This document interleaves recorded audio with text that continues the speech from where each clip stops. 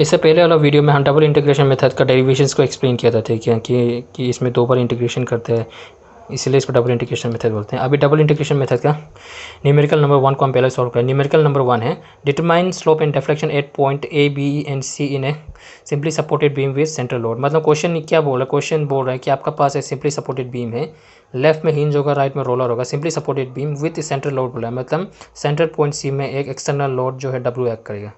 अभी देखो numerical solve करने के लिए हमेशा अननोन रिएक्शंस का वैल्यू पता होना चाहिए। हिंज सपोर्ट में 2 अननोन रिएक्शंस होते हैं, एक हॉरिजॉन्टल डायरेक्शन में आपका HA होता है और एक वर्टिकल डायरेक्शन में RA होते हैं। हिंज सपोर्ट में 2 अननोन रिएक्शंस होते हैं, वर्टिकल में एक अननोन रिएक्शन RB होता है, याद रखो। अभी अननोन रिएक्शंस निकालने के लिए आपको पता है कि हम लोग को स्टेप नंबर 1 में क्या करना पड़ता है, अननोन रिएक्शंस कैलकुलेट करना पड़ता है। अननोन रिएक्शंस कैलकुलेट करने के लिए हम इक्वेशंस ऑफ इक्विलिब्रियम को यूज़ करते हैं। यूजिंग इक्वेशंस ऑफ इक्विलिब्रियम क्या है, summation H equal 0, summation V equal 0, summation M equal 0 है। तो समेशन H इक्वल 0 करेगा तो HA का वैल्यू 0 होगा, क्योंकि हॉरिजॉन्टल फोर्स यहाँ में सिर्फ एक है और कोई फोर्स नहीं है। समेशन V इक्वल 0 करने से क्या होगा, देखो RA का वैल्यू ऊपर में जा रहा है तो प्लस RA होगा, RB का वैल्यू ऊपर जा रहा है तो प्लस RB होगा, लेकिन W का वैल्यू कहाँ जा रहा है, नीचे जा रहा है तो माइनस W होगा। इसलिए RA plus RB minus W equal to 0 होगा, तो RA plus RB equal to W बोल के ये इक्वेशन प्रोड्यूस हो गया आपका समेशन V से। समेशन M करो, समेशन M मतलब आप मोमेंट, आपको समेशन ऑफ मोमेंट आपको 0 का बराबर हो जाए। समेशन M कहाँ में ले रहे हैं, मोमेंट, टोटल मोमेंट का वैल्यू 0 कहाँ में ले रहा है, पॉइंट A में ले रहा है, और पॉइंट A में आप मोमेंट का वैल्यू कैलकुलेट करेगा तो देखो RB जो है राइट साइड, देखो पॉइंट A में मोमेंट कैलकुलेट करें तो ये राइट साइड होगा, राइट साइड में RB का देखो एंटी क्लॉकवाइज का प्लस होता है तो RB इंटू L हो जाता है, तो यहाँ में RB इंटू L हो जाता है। और W क्या है, देखो पॉइंट मोमेंट यहाँ कैलकुलेट करें तो W क्या हो गया, W जो है क्लॉकवाइज आ रहा है तो राइट साइड में क्लॉकवाइज नेगेटिव होता है, इसलिए W इंटू L/2 हो गया। तो ये कोई आपको पता है कैसा कैलकुलेट करना है, तो यहाँ से RB का वैल्यू W/2 निकल गया और RA का वैल्यू W/2 निकल, तो RA और RB का वैल्यू दोनों सेम है, W/2 है, इसलिए हम क्या करें, RA का वैल्यू W/2 और RB का वैल्यू W/2 यहाँ पुट कर देगा, ठीक है ना। तो स्टेप नंबर 1 है तो कैलकुलेट अननोन रिएक्शंस को कैलकुलेट कर लें, RA और RB जो है W/2 गया। स्टेप नंबर 2 क्या है, cut a section XX at a distance X from point A। मतलब कैलकुलेशंस करने के लिए हमेशा याद रखो आपको एक सेक्शन कट करना पड़ता है, बीम में कहीं भी कर सकता है, ठीक है ना। इमेजिन करो कि हम सेक्शन XX यहाँ कट कर दे और ये XX सेक्शन का लोकेशन क्या हो गया, पॉइंट A से X डिस्टेंस आगे में हो गया। एक सेक्शन कट करना होता है न्यूमेरिकल सॉल्व करने के लिए, तो एक सेक्शन XX हम यहाँ कट कर दिए जो कि पॉइंट A से आपका X डिस्टेंस आगे में है बोल रहे हैं। तो cut a section XX at a point which is X metre ahead of point A, ऐसा करो। तो एक सेक्शन कट कर दिया X डिस्टेंस आगे में, ठीक है ना। अभी याद रखो स्टेप नंबर 2 है cut a section XX at a distance X from point A, therefore bending moment at XX equal to M। अभी हम आपको पहले ही बताए थे, आपको जब भी न्यूमेरिकल सॉल्व करना है आपको यही इक्वेशन यूज़ करना है। E और I का वैल्यू क्वेश्चन में दिया रहता है, d2y/dx को हम लोग रखेगा क्योंकि इसको इंटीग्रेट करना है। इसका मतलब एक ही अननोन है, वो अननोन क्या है, आपको M का इक्वेशन प्रोड्यूस करना है। और M क्या है, M है bending moment up to given section. तो मतलब एक गिवन सेक्शन तक आपको बेंडिंग मोमेंट कैलकुलेट करना है और उसको यहाँ पुट करना है, तो एक लंबा इक्वेशन मिल जाएगा। तो मोमेंट का इक्वेशन ढूंढो, और मोमेंट कहाँ में कैलकुलेट करता है बोला, मोमेंट कैलकुलेट करता है एक सर्टेन गिवन सेक्शन में, और गिवन सेक्शन कौन सा है, ये सेक्शन XX है।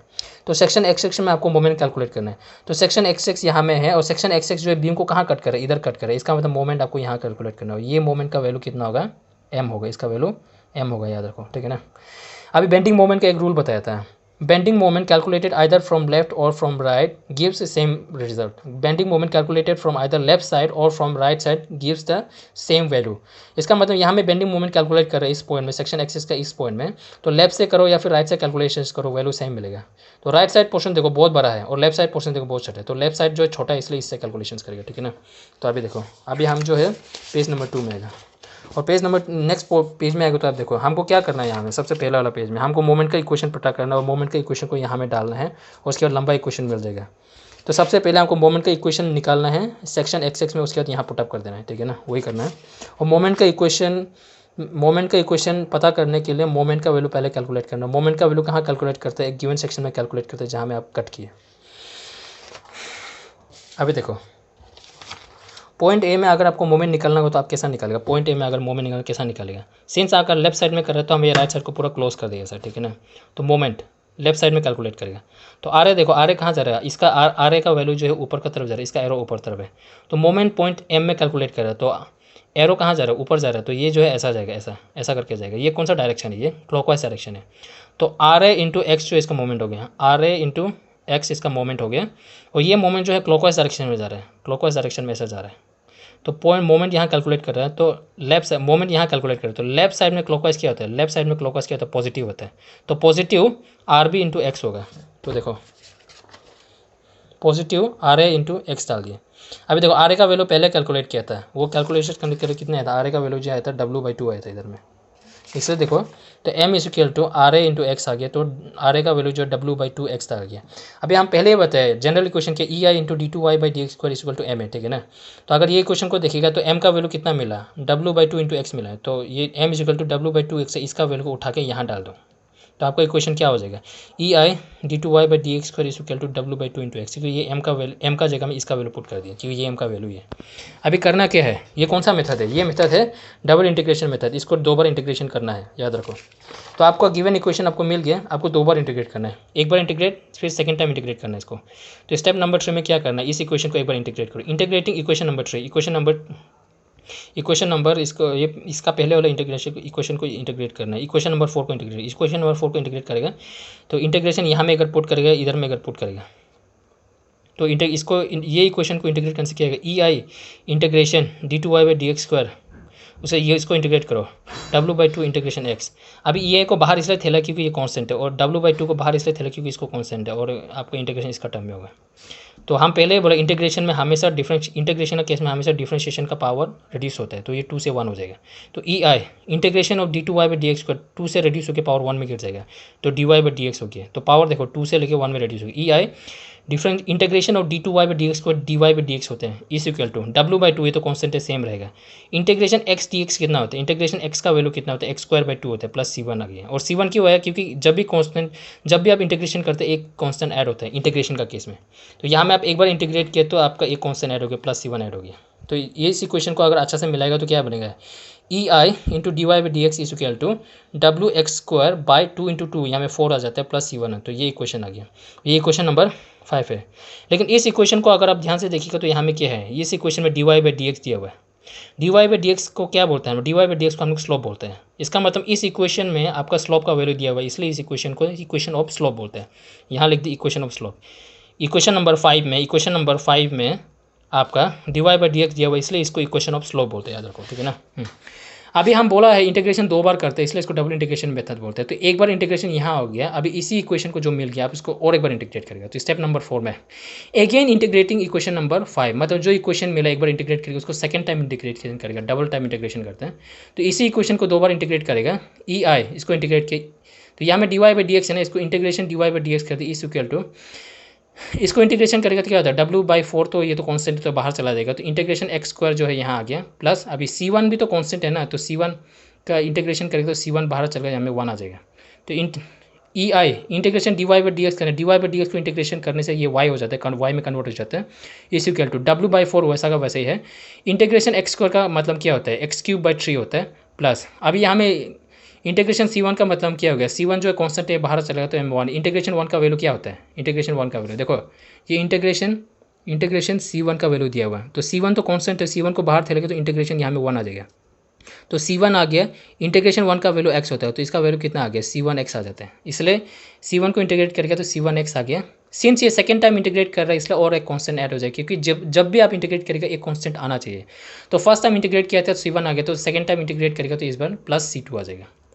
इसका मतलब ये जो इक्वेशन मिला, ये इक्वेशन को देखिएगा तो क्या होगा, ये इक्वेशन में क्या है, y दिया हुआ है, देखा, और y का मतलब क्या होता है, डिफ्लेक्शन होता है, इसलिए इस इक्वेशन को इक्वेशन ऑफ डिफ्लेक्शन बोलते हैं। इस इक्वेशन में इक्वेशन नंबर 6 में y का वैल्यू दिया हुआ है, सिंस y का वैल्यू दिया हुआ है, डिफ्लेक्शन का वैल्यू दिया हुआ है, इसलिए इस इक्वेशन को इक्वेशन ऑफ डिफ्लेक्शन बोलते हैं, यहाँ हम लिख दिए इक्वेशन ऑफ डिफ्लेक्शन। तो आप मतलब क्या हो गया, आपका पास इक्वेशन ऑफ स्लोप भी है और आपका पास इक्वेशन ऑफ डिफ्लेक्शन भी है, आपका पास इक्वेशन ऑफ स्लोप भी है और इक्वेशन ऑफ डिफ्लेक्शन भी है, ठीक है ना। अब स्टेप नंबर 5 जो ये लास्ट कंडीशन है आपका, स्टेप नंबर 5 जो है using boundary conditions. Boundary conditions का मतलब क्या होता है, बाउंड्री कंडीशंस में क्या होता है कि आपको कैलकुलेशंस कुछ इस तरह से करना होता है कि आपका जो 2 इक्वेशन है, इक्वेशन नंबर 5 हो गया, इक्वेशन ऑफ स्लोप हो गया, यहाँ से आपको कांस्टेंट हटाना है, और इक्वेशन नंबर जो 6 हो गया, इक्वेशन नंबर 6 में आपको कुछ ऐसा करना है, ये लास्ट वाला स्टेप में यूजिंग बाउंड्री कंडीशन में, यूजिंग बाउंड्री कुछ ऐसा करना है कि आपका गिवन इक्वेशन से आपका कांस्टेंट गायब हो जाना चाहिए, तो c1 गायब हो जाना चाहिए और c2 गायब हो जाना चाहिए। तो इस इक्वेशन ऑफ स्लोप से अगर ये कांस्टेंट c1 को हटाना है, इक्वेशन ऑफ डिफ्लेक्शन से अगर c1 और c2 दोनों कांस्टेंट को हटाना है, तो इसका मतलब आपको कुछ ऐसा करना पड़ेगा कि आपका C1 C2 का वैल्यू आपको पता हो जाए। एक बार C1 और C2 का वैल्यू आप कैलकुलेट कर लिया तो C1 का वैल्यू यहाँ डालेगा, C2 का वैल्यू यहाँ डालेगा और C1 का वैल्यू इधर पुट करेगा तो कांस्टेंट तो वैसे भी गायब हो जाएगा ना, C1 C2 गायब हो जाएगा। तो आपका जो दोनों इक्वेशन है, ये और ये इक्वेशन दोनों कांस्टेंट फ्री हो जाएगा। तो step number 5, using boundary conditions को यूज़ कर यूजिंग बाउंड्री कंडीशन का इस स्टेप का एक ही फ़ायदा है कि आपको पहले C1 का वैल्यू कैलकुलेट करना होता है, C2 का वैल्यू कैलकुलेट करना होता है, इस इक्वेशन को दोबारा लिखना है लेकिन C1 का वैल्यू डाल के, और इस इक्वेशन को दोबारा लिखना है C1 और C2 दोनों का वैल्यू डाल के। तो ये और ये इक्वेशन जो है C1 और C2 फ्री हो जाएगा, उसका वैल्यू वहाँ डाल जाएगा, ठीक है ना। अभी देखो यूजिंग बाउंड्री कंडीशंस बोलो। यूजिंग बाउंड्री कंडीशंस का मतलब क्या हो गया, ये आपका न्यूमेरिकल है ना। बाउंड्री कंडीशंस का मतलब क्या होता है, अगर आपका ये डायग्राम को देखिएगा तो इसमें कितना पॉइंट्स है, पॉइंट ए, पॉइंट बी और पॉइंट सी है, तो 3 पॉइंट्स है। तो बाउंड्री कंडीशंस में क्या होता है, आपका बी में जितना भी पॉइंट्स दिया होता है हर पॉइंट में आपको एक बार कैलकुलेशंस करते जाना है और आपको C1 और C2 दोनों कांस्टेंट का वैल्यू कैलकुलेट करना है। तो एक बार पॉइंट ए में स्लोप और डिफ्लेक्शन निकालेगा, पॉइंट बी में स्लोप और डिफ्लेक्शन निकालेगा, पॉइंट बी में स्लोप और डिफ्लेक्शन निकालना है। तो तीनों पॉइंट एक बार आपको चेक कर रहा है, जरूरी नहीं है कि सब पॉइंट में चेक करना होता है। अगर 2 पॉइंट से भी C1 और C2 का वैल्यू निकल गया तो काफ़ी है। अगर तीनों का तीनों में कैलकुलेट करना है तो करो, ठीक है ना। बस बाउंड्री कंडीशन में स्टेप नंबर 4 में आपको जितना भी पॉइंट्स आपको बी में दिया रहता है, यहाँ में 3 पॉइंट्स है तो तीनों पॉइंट्स को यूज़ करके आपको C1 और C2 का वैल्यू दिया रहता है। तो यहाँ देखो आप C2 का वैल्यू निकालिए, कैसा निकला देखो बाउंड्री कंडीशंस में। तो यहाँ में बाउंड्री कंडीशंस के लिए कितना पॉइंट है, पॉइंट ए है, पॉइंट बी है, पॉइंट सी। अब तीनों में किसी में भी कर सकते हैं, इमेजिन करो आप कहीं भी कर सकते हैं। हम पहले पॉइंट ए से शुरू करेंगे। तो अभी देखो यहाँ में आपका डिस्टेंस एक्स हो गया। डिस्टेंस एक्स कहाँ से शुरू हो, यहाँ से शुरू हो रहा है, यहाँ से पॉइंट ए से 1 मीटर आगे, पॉइंट ए से 2 मीटर आगे, पॉइंट 3 से 3 मीटर आगे हो गया। मतलब डिस्टेंस जो है पॉइंट ए से शुरू होता है, यहाँ पॉइंट ए से डिस्टेंस शुरू हो रहा है, ठीक है ना। तो अगर हम पॉइंट ए में ही कैलकुलेशन करेंगे तो पॉइंट ए में डिस्टेंस का वैल्यू कितना होगा, एक्स का वैल्यू कितना होगा, 0 होगा। यहाँ में 0 मीटर होगा, 1 मीटर, 2 मीटर, 3 मीटर, 4 मीटर होगा ना। पॉइंट ए से डिस्टेंस ले रहा है तो पॉइंट ए में ही अगर हम कैलकुलेशन करें, पॉइंट ए में क्या होगा, एक्स का वैल्यू क्या होगा, एक्स का वैल्यू क्या होगा, एक्स का वैल्यू तो 0 होना चाहिए। एक्स का वैल्यू तो 0 होगा क्योंकि पॉइंट ए से शुरू कर रहा है। तो एट पॉइंट ए कर रहा है, यहीं में कर रहा है ना। तो एट पॉइंट ए में करेगा तो एट पॉइंट ए में क्या है, एक्स का वैल्यू कितना होगा, 0 मीटर होगा। तो एक्स ए का वैल्यू कितना होगा, पॉइंट ए में एक्स का वैल्यू कितना होगा, 0 मीटर होगा। और वाई ए का वैल्यू 0 होगा। वाई ए का मतलब डिफ्लेक्शन 0 होगा। और ये क्यों हो रहा है हम बता रहे हैं।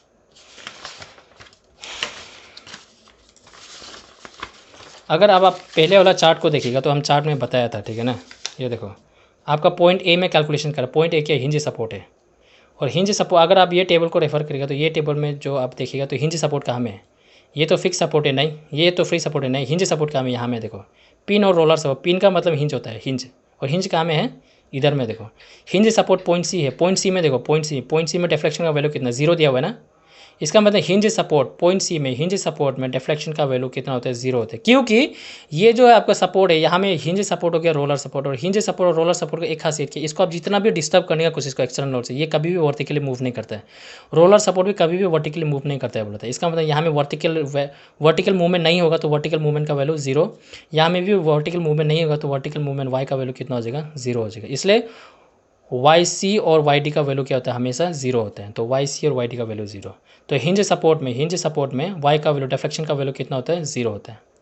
अभी इसी बीम में देखो अगर एक्सटर्नल लोड एक्ट करता है तो ये बीम जो पहले सीधा था क्या हो जाएगा, वो टेढ़ा हो जाएगा। तो पॉइंट सी में स्लोप डेवलप हो रहा है कि नहीं हो रहा है, देखो पॉइंट सी में स्लोप डेवलप हो रहा है, देखो स्लोप डेवलप हो रहा है कि नहीं हो रहा है। पॉइंट सी में डिफ्लेक्शन तो नहीं हो रहा है, इसलिए वाई सी डिफ्लेक्शन है, पॉइंट सी का वैल्यू 0 है। लेकिन यहाँ में स्लोप डेवलप हो रहा है, देखो ये कितना से टेढ़ा हो गया, एंगल थीटा सी से टेढ़ा हो गया। इसका मतलब पॉइंट सी में स्लोप तो है, पॉइंट सी में स्लोप तो है लेकिन वाई जो है नहीं है, डिफ्लेक्शन नहीं है।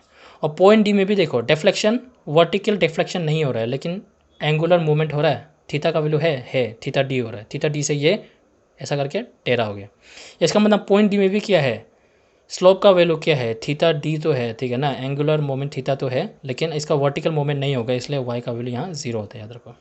तो हिंज सपोर्ट का केस में क्या होता है, वाई का वैल्यू 0 होता है, याद रखो, डिफ्लेक्शन 0 होता है। इसीलिए क्या हो गया, 8 पॉइंट ए करेगा तो 8 पॉइंट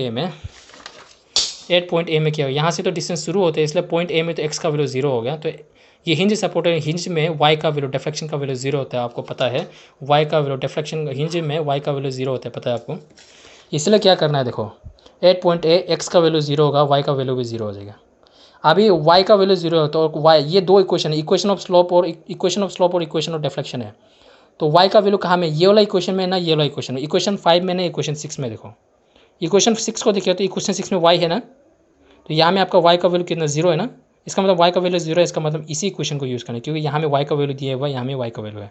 और इसी इक्वेशन को आप अगर यहाँ पुट कर दिया और पुट करने के बाद x का वैल्यू और y का value, x is equal to 0 और y इज इक्वल टू 0 को इस इक्वेशन में डालो, क्या हो जाएगा, ई आई इंटू 0 हो जाएगा, क्योंकि y का वैल्यू तो 0 है, तो ई आई इंटू 0 डब्ल्यू इंटू, अभी देखो x का वैल्यू 0 है तो यहाँ में x का value 0, W into 0 cube by 12 W into 0 cube by 12 plus C1 into x का वैल्यू 0 है तो C1 इंटू 0 प्लस C2 हो जाएगा।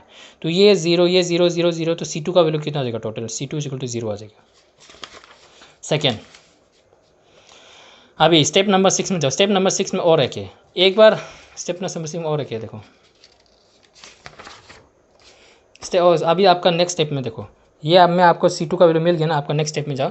अभी देखो C2 का वैल्यू मिल गया, हम पहले ही बोला C2 का वैल्यू और C1 का वैल्यू दोनों कैलकुलेट करना है। यहाँ में C2 का वैल्यू निकल गया, आपको अब C1 का वैल्यू भी निकालना पड़ेगा। तो C2 का वैल्यू 0 है, C1 का वैल्यू निकालो। अभी देखो एक बार कैलकुलेशन कहाँ किया, यहाँ में कर ले, पॉइंट ए का कैलकुलेट करना, पॉइंट ए का यूज़ खत्म होगा। अभी पॉइंट सी में कैलकुलेट करना है, पॉइंट बी में कैलकुलेट करना है, पॉइंट ए में कैलकुलेट खत्म हो गया, पॉइंट बी सी में आओ। पॉइंट सी जो है सेंट्रल पॉइंट है, तो पॉइंट ए से लेकर पॉइंट सी तक का डिस्टेंस कितना है, L/2 है यार, देखो इसीलिए। तो अगर हम सेंट्रल पॉइंट में कैलकुलेशन करते हैं तो सेंट्रल पॉइंट में x का वैल्यू कितना होगा, यहाँ से लेकर यहाँ तक x का वैल्यू 1 मीटर 2 मीटर 3 मीटर है, तो पॉइंट सी में x का वैल्यू कितना होगा, L/2 डिस्टेंस होगा, या देखो L का आधा होगा। इसीलिए पॉइंट सी सेंट्रल पॉइंट में x का वैल्यू जो है L/2 होगा, x is equal to L/2 होगा। तो यहाँ में देखो एट सेंटर में x is equal to L/2 है, तो पॉइंट सी में x का वैल्यू कितना L/2 हो गया। और देखो ये क्या है आपका, सिंपली सपोर्टेड बीम है, ये सीधा है, लेकिन जैसे ही एक्सटर्नल लोड एक्ट करेगा क्या हो जाएगा, आपका बीम जो इस तरह से टेढ़ा हो जाएगा ऐसा करके। तो यहाँ में डिफ्लेक्शंस कितना से हो रहा है, y से हो रहा है। डिफ्लेक्शंस कितना, तो हाइट कितना, यहाँ से लेके यहाँ तक रिड्यूस हो गया।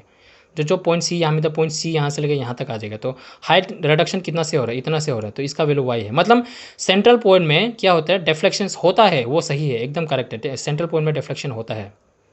लेकिन हिंज सपोर्ट में एंगल कितना था, ये थीटा ए बना रहा था, और आपका पॉइंट बी में डिफ्लेक्शन के स्लोप कितना बना रहा था, स्लोप जो है थीटा बी बना रहा था।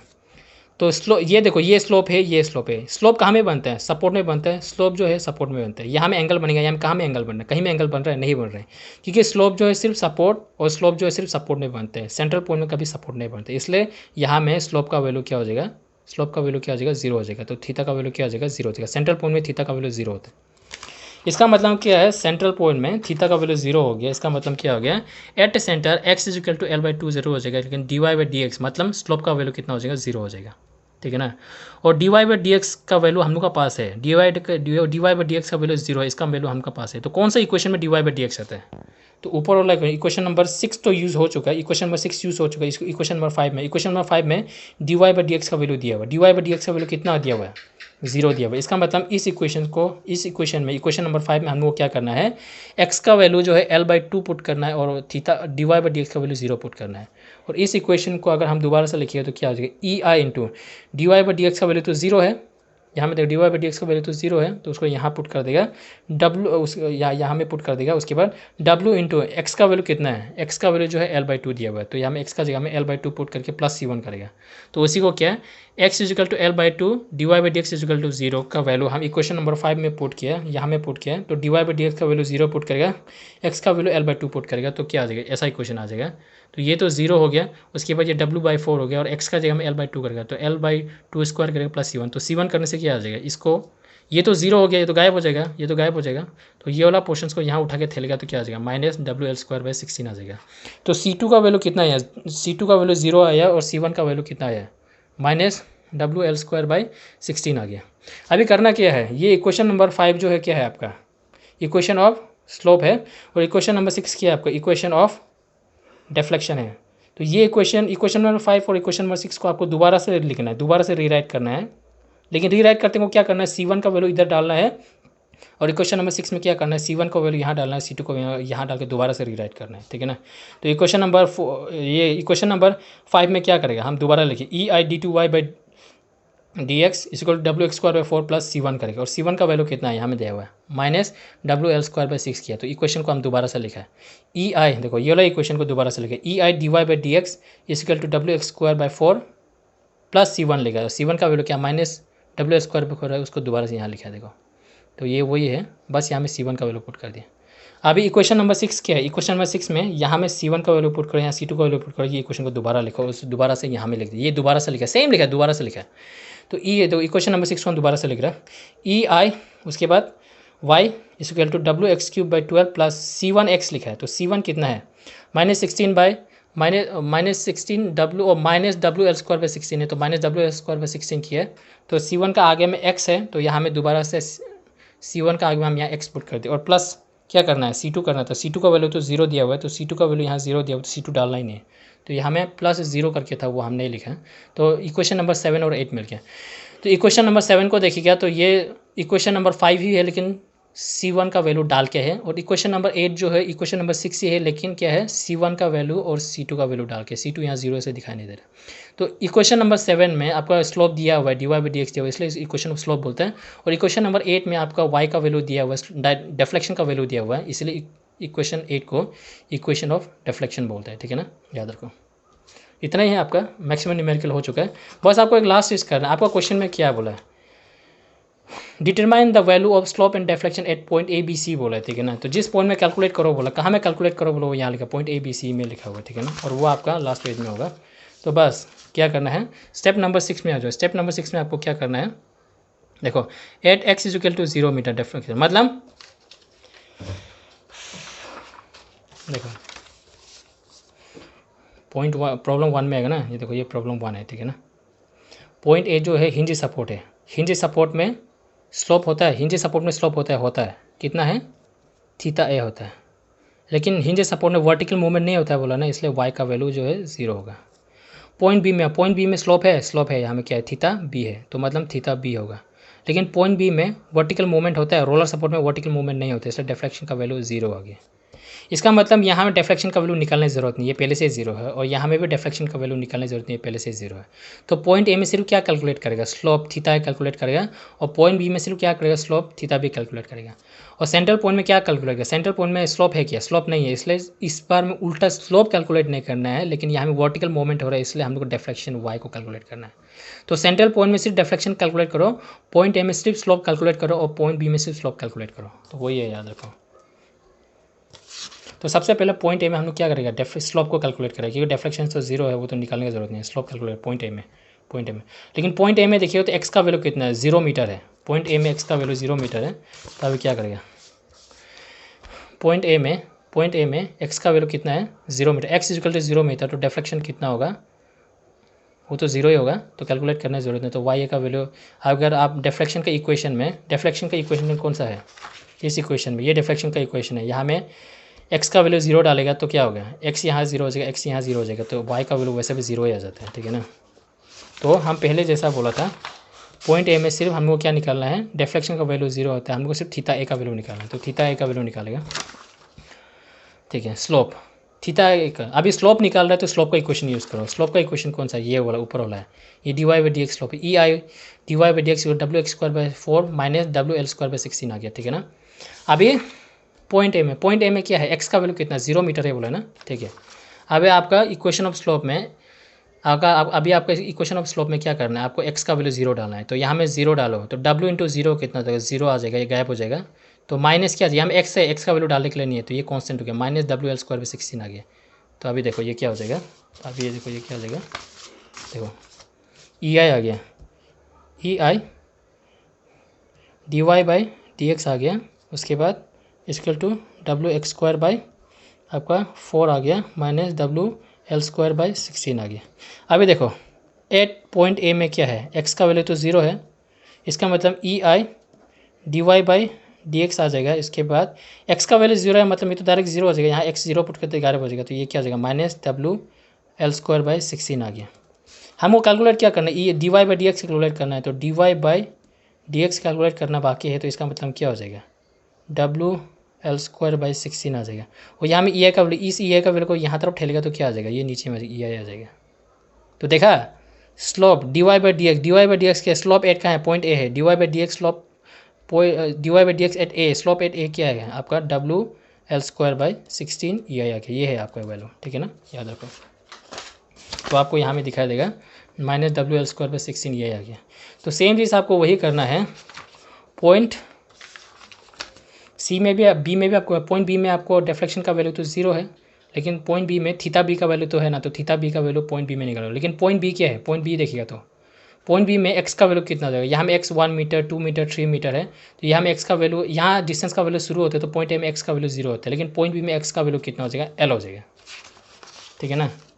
तो अभी क्या करना है, आपको वो कैलकुलेट करना है, और आप दोबारा से कैलकुलेशन करके तो आपको क्या मिलेगा, पॉइंट ए में जैसे एक्स का वैल्यू 0 डाल के आपको